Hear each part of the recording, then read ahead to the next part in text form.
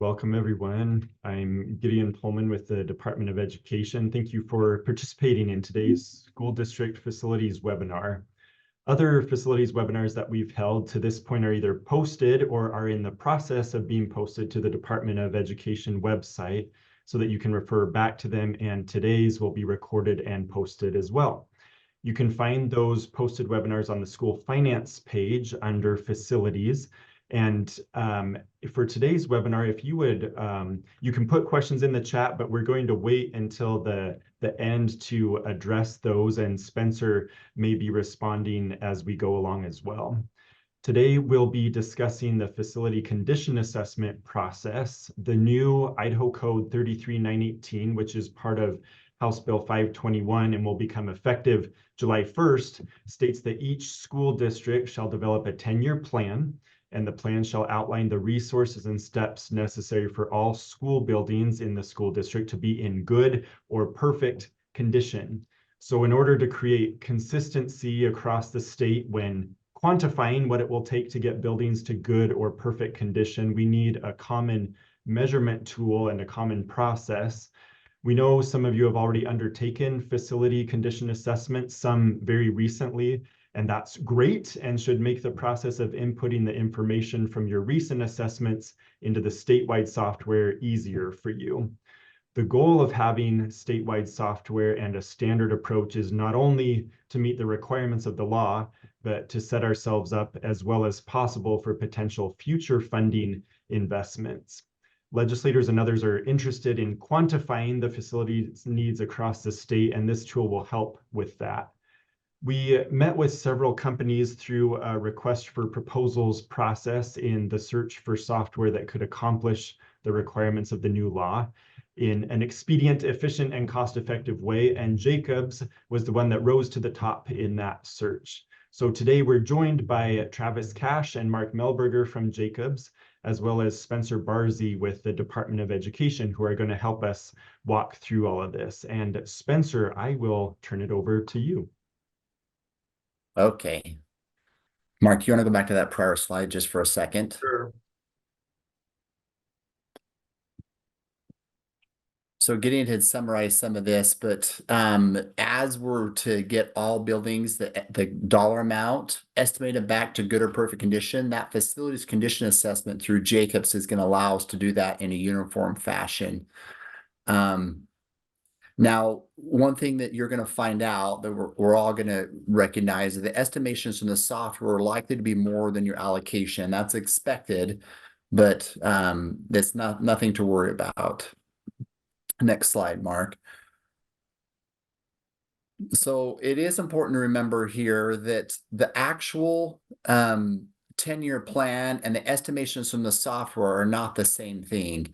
So your 10-year plans are going to be guided by estimations from the software, but those are simply priorities in spending that you and your board determine. And that may be school modernization funds, that could be operational funds, or dollars from levies or bonds that you're putting into facilities by campus. So when we say by campus, if your middle school has, say, 4 or 5 different buildings, the 10-year plan will need one of those for each campus, and then those will be uploaded into the software that Mark's going to take us through here in just a second.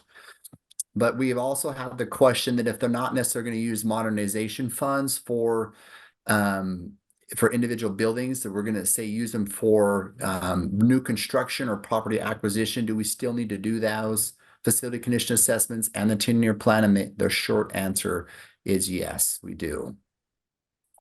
And with that, Mark, I think we're ready for your slides. All right. I'm Mark Melberger with Jacobs. I'm the kind of the architect of the software and understand it pretty well. The tool that, as Gideon mentioned, that they chose, we had probably about 85% of what the state required for this exercise. And we're making some customizations to the software specifically for the Idaho HB 521 and specific requirements that is necessary for that. The software, it just provides a very quick and easy good, fair, poor type assessment for the facilities. It's got a common cost database for districts, and this is basically just a cost database that puts everything kind of on a level playing ground across the state. So we're not getting into kind of discrete local municipal costs. We're looking for kind of an average statewide, and we'll explain that a little bit. I'll explain that a little bit later is how we kind of develop those and what they look like. And then this is basically a single location for the Department of Ed to track the progress of these requirements for districts to qualify for the HB 521.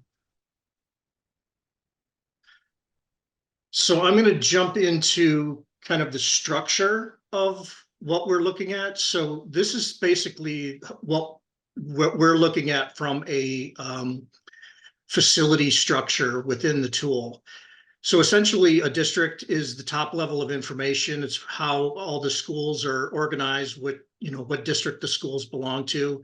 There's a few top level information items, questions that are specifically related to the program that'll be at that level that only need to be answered once per district. And also, this is the area where you will upload documents and indicate that you've completed the process so that somebody from the state side can review it for completeness. The next level down is what we call the school or the campus. That's the physical campus location of a school. It's the property that the school sits on. The building or any significant structure for which you require an FCA. I think it was mentioned earlier that these are academic facilities, so you don't need to put like storage sheds or anything like that. It's just the significant structures that could affect your academic FCA and funding. So the one area that we go one step deeper into this process, and what we have is an addition. So every building has a addition, at least one addition, which would be the original structure. So probably for about, 75–80% of the facilities across the state, it's going to be a single school, single building, single addition. But what this allows us to do is if a portion of the building has a significant difference in age or condition, such as like a, early 1900s building with a 1990 addition, they may have significant differences, maybe different HVAC, different electrical. This allows you to perform a condition assessment on those. I like to use the example of the junior high that I went to, which was a 1900, built in the early 1900s, and they had a 1980s addition. And they tore down the original structure and left the addition and then built a new school on that. So this kind of allows you to, you can show how poor condition one addition is and how good condition another one is. And that will all be aggregated up to the building level. Let me jump to the next slide. Unless there's, anybody has some comments for Spencer?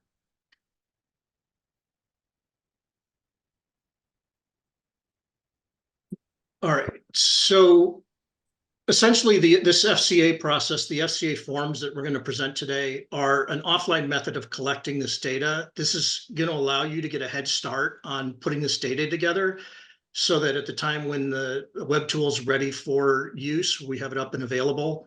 You should be able to take these forms and just put this data in very quickly and get the results that you're looking for very quickly. So this will also allows you to take the form, into the field if necessary, or separate it and give it to different individuals that might be more familiar with different facilities. So essentially there's two surveys that we have. One is the school or campus level one.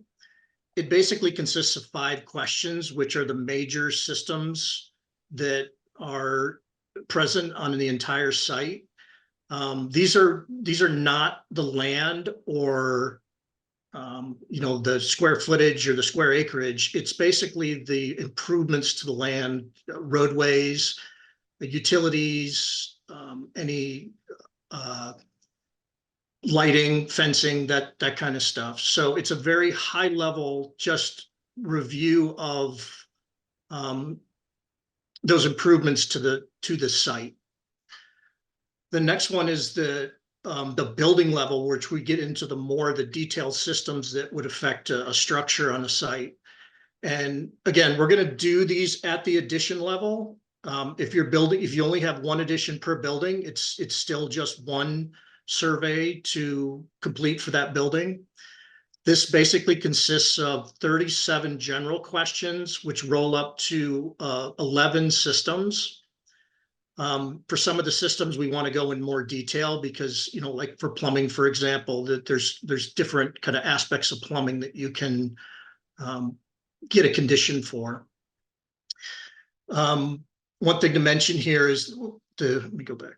The school name and number is basically, we've uploaded the entire list of schools from the state that was provided to us. So hopefully you shouldn't have to adjust the school name and number, but you do have the ability to change the name if necessary. And that's something that should be a name that's easily recognizable by the state, so that when they're doing their review, they're not surprised to see a new building, a school name, and then have to go figure out if that's existing or something was renamed. There is if a school was renamed, there is a note field in the software where you can indicate that, this was something and it's now called this. The building level, the name and number is something that's recognizable to you as a district facility person, so that you can properly identify the building and assign the FCA scoring to that correctly. And that goes the same for the addition level. So if you do have multiple additions that you want to do a separate condition assessment for, just whatever, name that addition to however you'll be able to identify that in the future that's what the condition assessment was performed for. So again, at least one school level is required at the top level for the campus, and then at least one addition level is required for each building for the survey. So in the case of the single school, single building, single addition, you have 2 surveys to complete for that campus.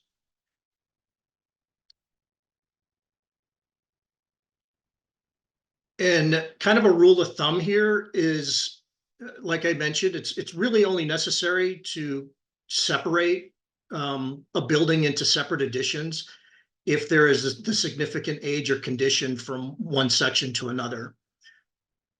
And again, if you do split it into additions, you'll need to create a survey for each of those, because those will both roll up together to give a building an overall building score and 10-year plan.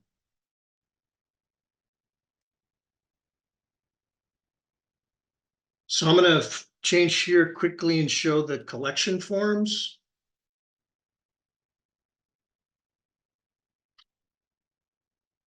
So as mentioned, there's 2 surveys here, and these I think were provided as an attachment to this meeting invite.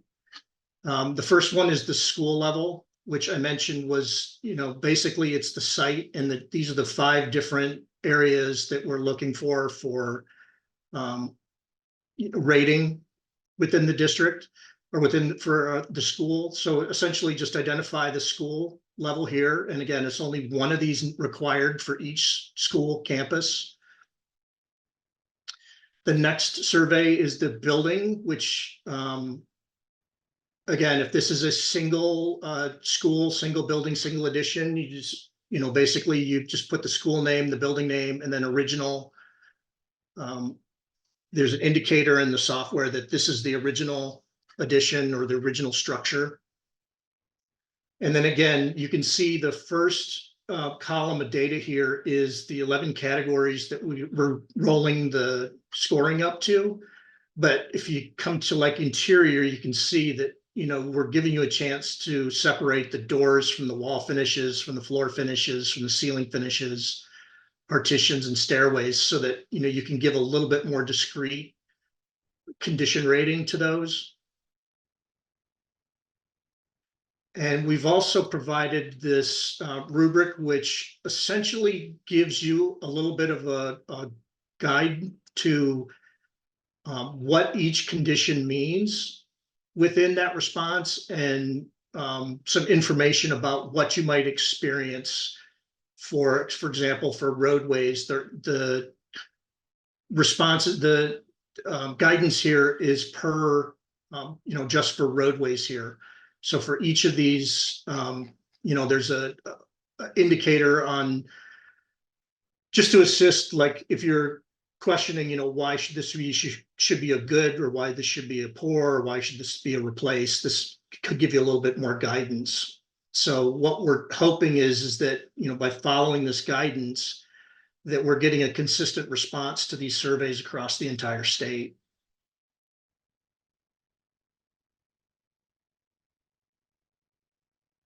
So I'm gonna flip back here.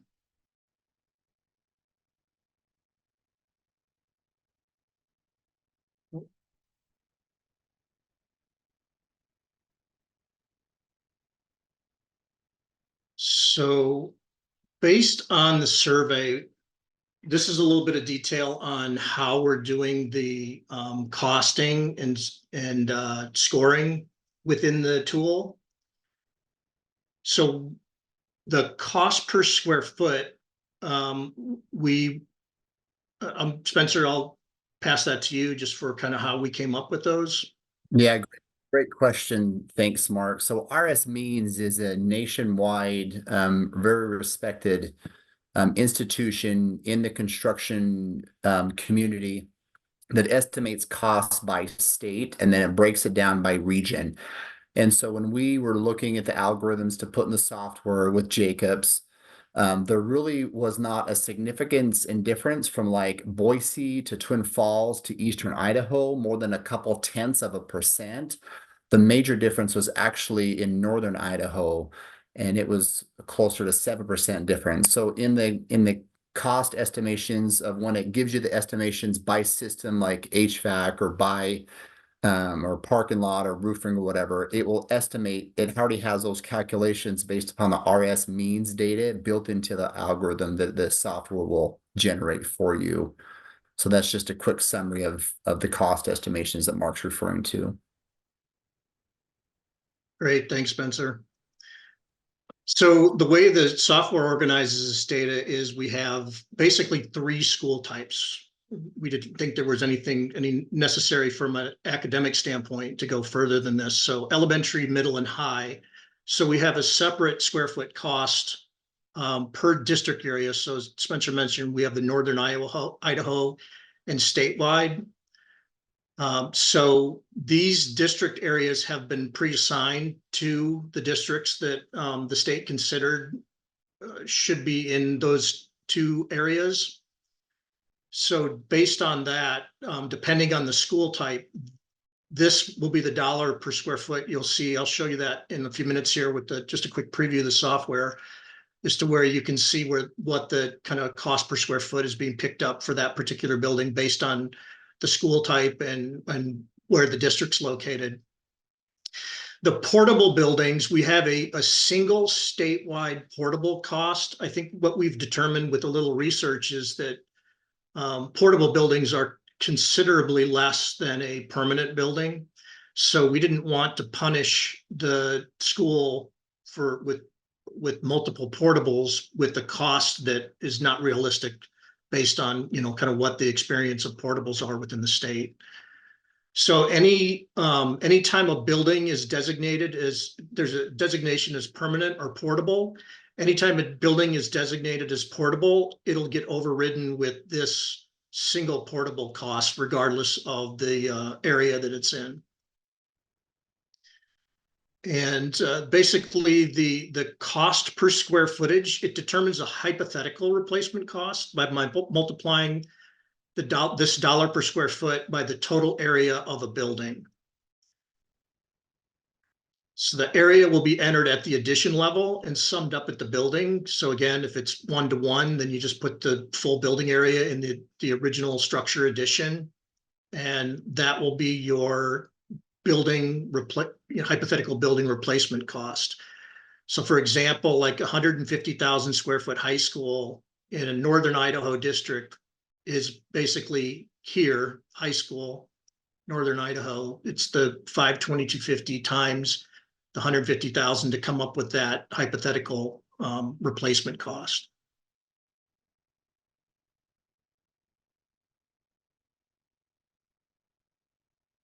So using that cost and the responses that were given for the FCA survey, essentially this FCA survey has a total weighting of 100%. So that basically represents 100% of that replacement cost, the sum of the questions.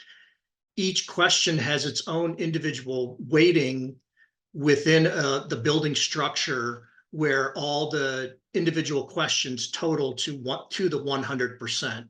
So this allows you, if you know HVAC is 8% of the building structure, then basically we're taking 8% of the replacement cost is dedicated to HVAC. Another factor here is questions that are answered with NA will basically have their weighting redistributed back over the remaining questions. So for example, if a one-story building does not have an elevator, you can put NA for the elevator and it'll take those dollars and push that back over the remaining questions that you did answer, so that you're getting kind of more of a accurate cost for those and not getting punished for, you know, just not having a certain thing. Kind of an exception to the rule there is if something is missing but is required, then that's probably something you'd want to answer as a replace, just so that it flags that particular question as something that needs money. Answering it as an NA means essentially you don't want to spend any money towards that because it's not present at the facility. Each of the questions also have an expected life, which is kind of the average life of the systems described. This will be used as part of the good, fair, poor, replace. Each have their own individual weighting within the question, which is used to determine, based on the expected life, when an item might need to be replaced. So for example, if you had an item in good condition and it's a 20-year expected life, then we're assuming you're going to get the majority of that 20 years remaining on that piece of equipment. If it's a replace, then we want it, that's something that needs to be done immediately. The fair and poor basically put it somewhere in the middle between being necessary to be replaced and the fact that it has its entire remaining life left on it. So this is just a result that you'll see in the software of a roll-up for a school level. So for this particular example, high school, I just had an example of 177,500 square foot high school with a replacement cost of 100 million plus. So this essentially has three records behind it. There's the original building of 125,000 square feet, a 50,000 square foot addition, and those both will be costed at $475 a square foot. And then a 2,500 square foot portable, which will be priced at $200 a square foot. There's an additional, because we don't have any square footage at the site, we made a determination that to come up with a cost for the site, it's approximately 20% of all the buildings at the site. So this 16 million here is basically 20% of the aggregated 3 buildings at the site.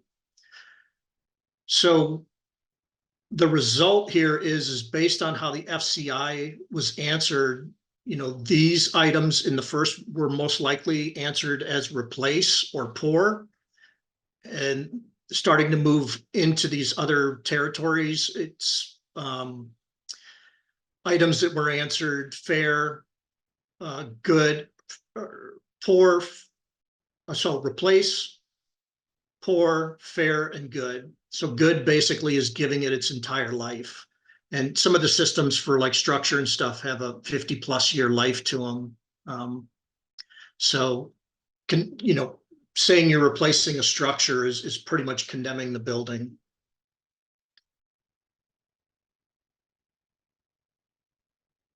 So I'm going to do a quick maps demo, but I didn't know if Spencer or you had any comments on what's been said so far. No, it's been great. We've been answering, Travis and I've been answering some questions in the chat. I think we're good to just keep rolling, Mark. Thank you. Okay. So this is a quick preview of the software. So once you have your data collected and you're ready to come in and we have the software live, this is what you'll see. This is a test district I created. The very top level when you log in is just a welcome page provided from the state, just giving an idea about this program and what's expected of you as part of this to complete this tool. And again, you see a tree here, which is to organize the district. Hey, Mark. Yes. Sorry to interrupt. Real quick, can you zoom in a little? One of the comments was a request to zoom in. Let's see.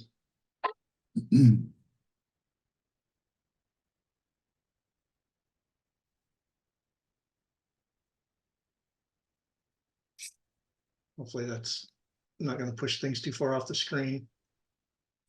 Is that better? That is better. Yep. Okay. So again, it's basically organized with the home takes you to the welcome page, and then the district is the top level, which has all the items that are to be entered at the district level. Then it moves down to the school level, the building level, and the addition level.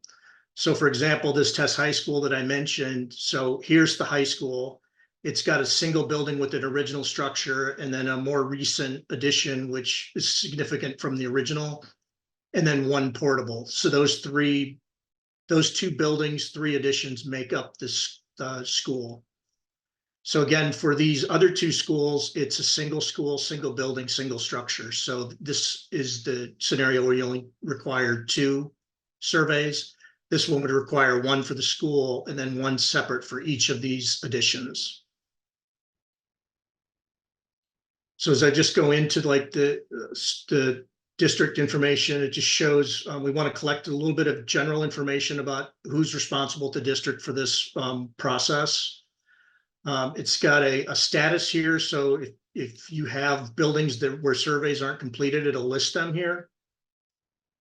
And then a way to just indicate that you've cleared the items to complete and you think that you have everything ready, just to let the district know that, or to the state know that your district's ready for review.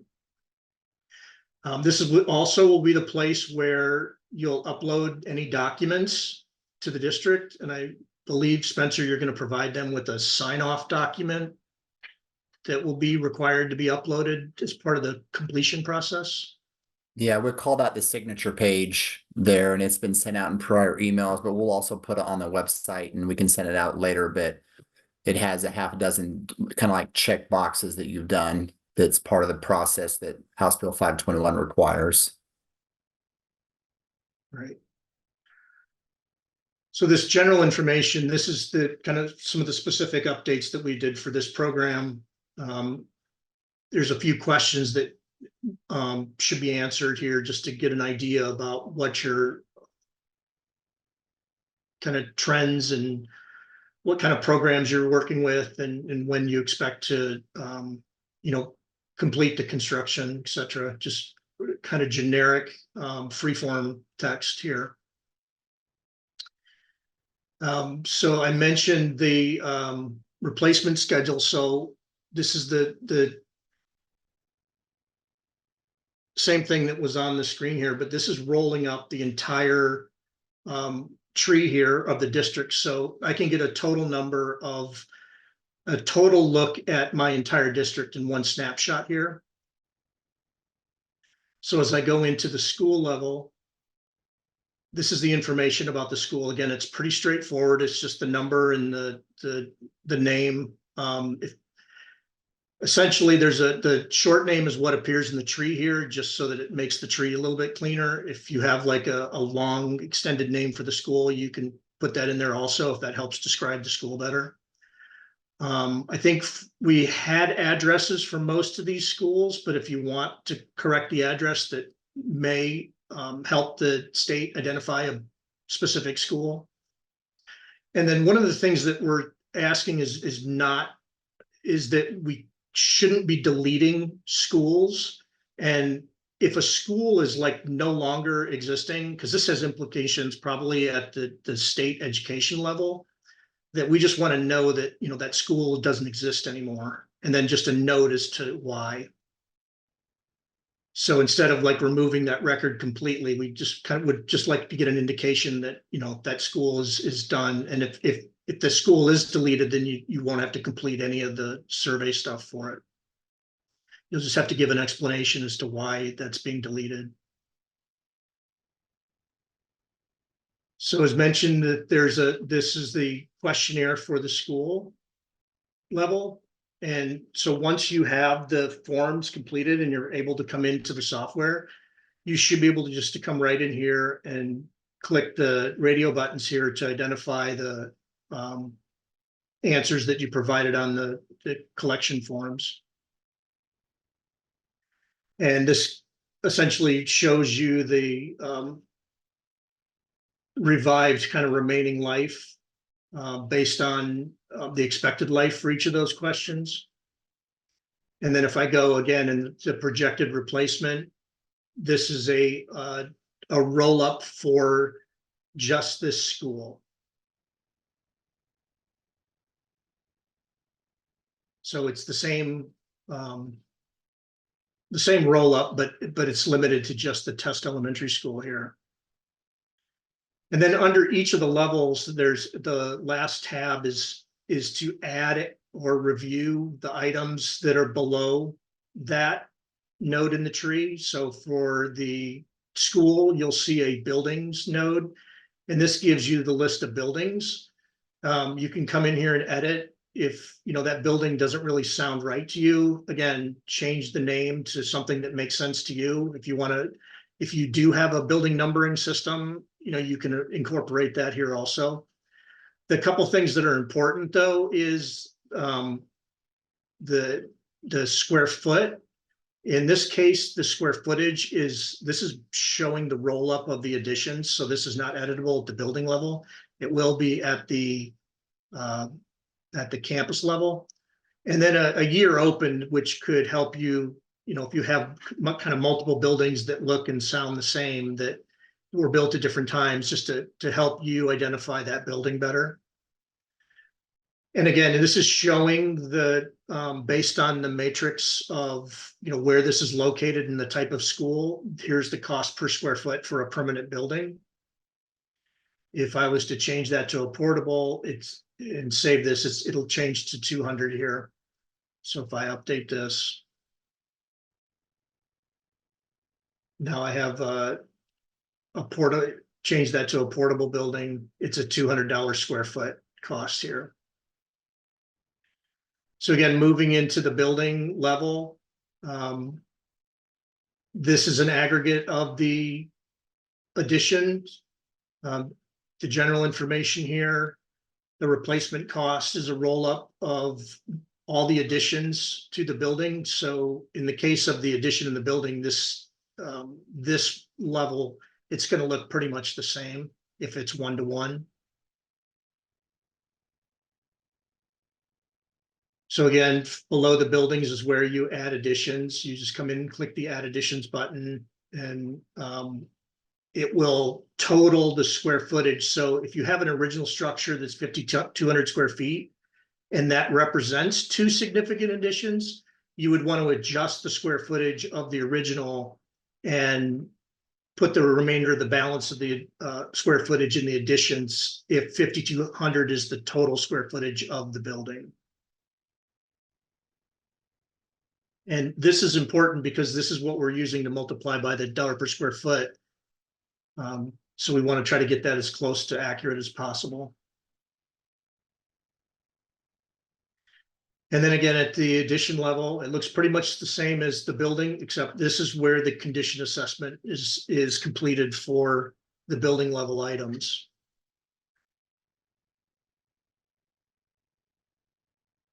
So this is the 37 questions, again, updating the survey. You know, it's once you have that kind of paper form completed, or if you know, as mentioned, if something construction was done recently that you could probably do this from memory, you could just pop in here and kind of answer these questions. All that rubric information is available right, the question mark next to the question. So if you can't remember and you can't find that PDF, it's in the software here. So again, the replacement cost of this, it's going to look just like the building because it's 1-to-1.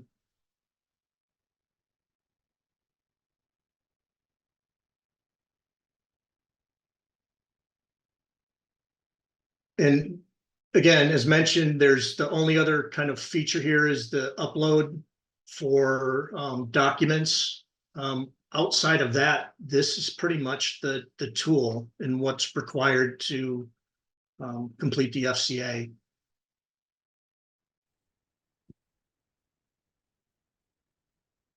And we have, Mark, just to clarify for everybody, once the software is live, hosted and live, the next training would be to go into further detail on, you know, kind of the use of the tool itself. So this was a preview, not intended to answer every question that could come up as you populate the tool with your information. That's correct. I was just hoping with that demo is just to get an idea when you see the paper form as to how that will translate as far as data is concerned. Yeah.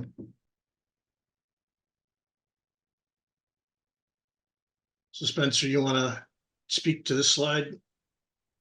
Yeah, so the week of July 8th, maps will go live, but what we wanted to do is obviously the facilities condition assessment is going to take you some time. Obviously, the more buildings you have, the more time it'll take. But we wanted you to be able to get going on your facility conditions assessment with those paper copies, and you'll conduct those.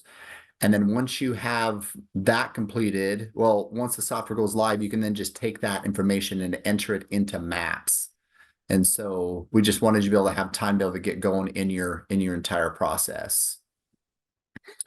So that really is the next step for you, and also to be considering your 10-year plan and expenditures that you're going to have.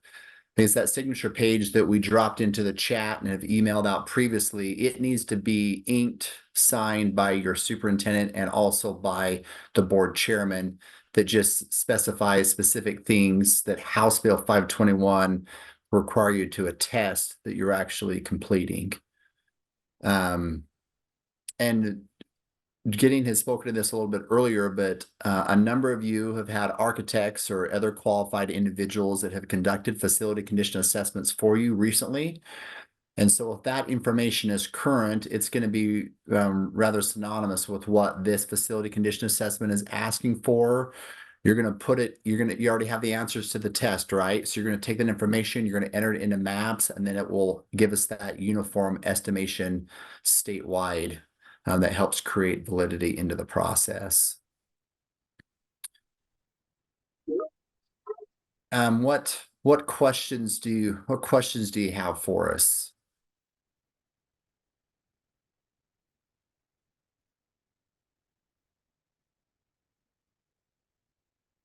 You might need to take everybody off mute. I don't know if they can come off it or.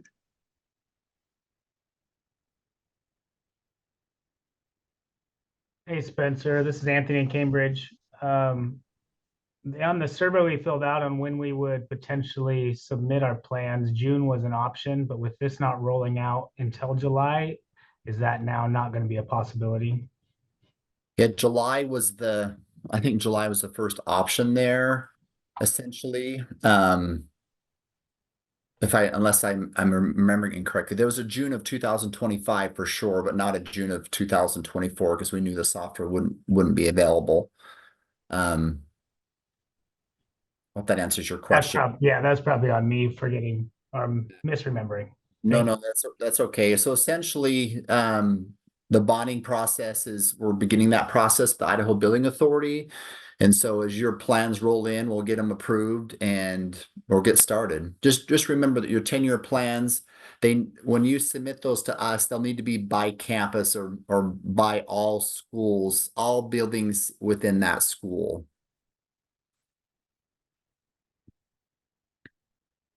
Yeah, I have a question for Jacobs. This is Tom with Boise School District, and we currently have a facilities condition assessment tool we use with Amoresco. Can we just import or export data between the two software programs? Not necessarily. I mean, we'll have this hosted in the cloud, so it won't have access to really import anything. Okay, we could take a look at what your kind of output is from the Amoresco and determine if there's maybe an easier way to do that if you have kind of a bulk upload. But I'm just kind of wondering how, if we're going to spend more time mapping data and mapping fields. Okay. All right, Yeah. I'll talk to Amoresco too to see if they've got any ideas or methods to move data around. A second question for the state, for Spencer. If we are 8 years into our current 10-year plan, do you want us to reinvent a 10-year plan for this purpose, or do you want us to reflect where we're at in our current 10-year plan? Yeah, and so that's a great question. It's a question that David has a similar question.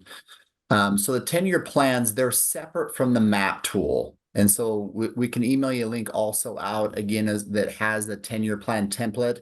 And you don't have to use the Department of Ed's template.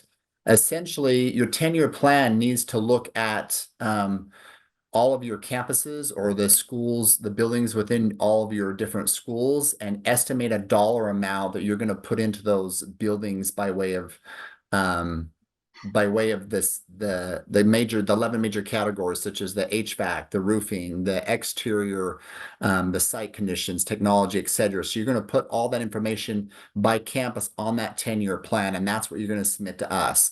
And if you have one that's similar to that estimates the dollar amount by the building major systems, that will work. But what the legislation is clear that they want it to be a reflective process that the board is involved in and the superintendent's involved in. It really has looked at plans, and we know they're going to change, right? Once you submit those plans to us, they're not set in stone. It's not something you have to abide by 100%, but those major systems should be something that you're giving lots of attention to in regarding to your expenditures in the next 10 years. Sounds good. Sounds good. So I think the answer to that question is this would be a separate 10-year plan just for this type of funding, just for this funding source. Kind of. I mean, if a plan is not updated, I mean, if we're 5, 6, 7 years into a 10-year plan, that plan's been changed, we're going to ask you to project again 10 years out. Essentially, if you're spending your plan this year, you're going to go through fiscal year 2034 in your possible expenditures. Okay, makes sense. Thank you. Great question.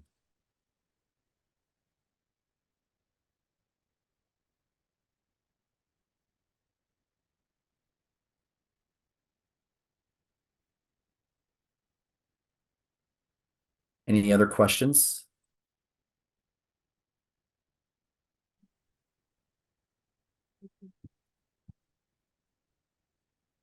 And I know as we went along, Spencer and Travis were answering a lot of the questions in the chat. I don't know if there was anything, Spencer and Travis, that you came across that might be helpful to mention or not, but I think everything was answered that's in there. Yeah, I made a couple of notes for things that we really need to make sure and cover when we do the training in July, but no, I don't have anything else that jumped out at me. Yeah, just remember it's for student occupied facilities only. We don't need to do other buildings that students aren't in.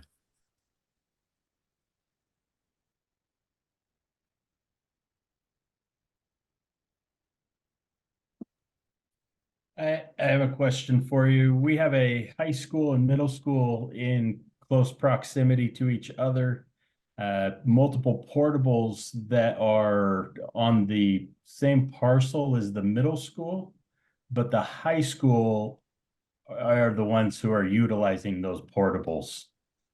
Would you want those listed under the middle school because they're on that site, or the high school? Yeah, great question. I would say whichever students are using them primarily.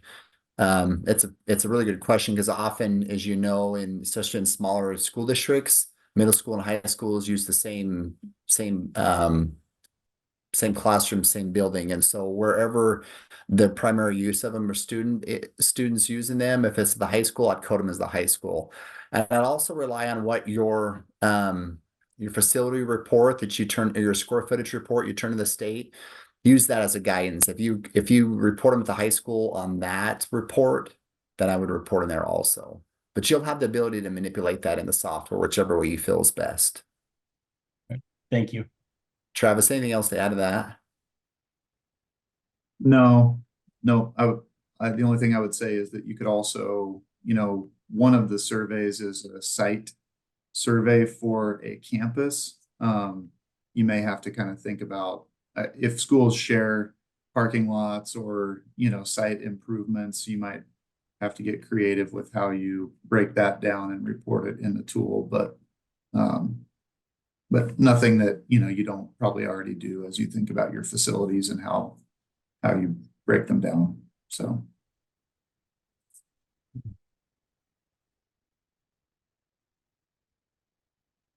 Okay, any other questions before we close out?